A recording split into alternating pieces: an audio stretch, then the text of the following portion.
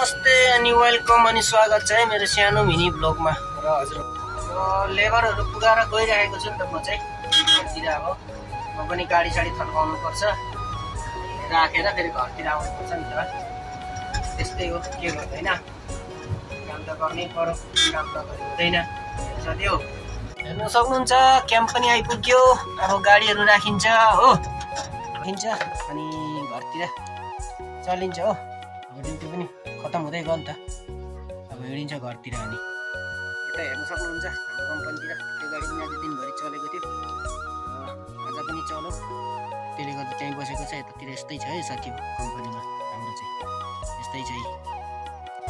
यतातिर दाउरा चिरा डाम्प पनि राखेका छन्।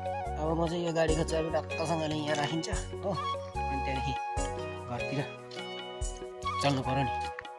ल साथी हो, घरमा पनि आइपुग्यो अब चाहिँ टक्कसँगले होइन, ड्युटीबाट छुट्टी गरेर आइयामा टक्कसँगले घरमा आइपुग्यो हो,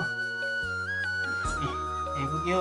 र यति भन्दै आजको भ्लग चाहिँ मैले यहीँ बन्द गर्नु चाहेँ साथी हो। ल सबैलाई बाई बाई छ है।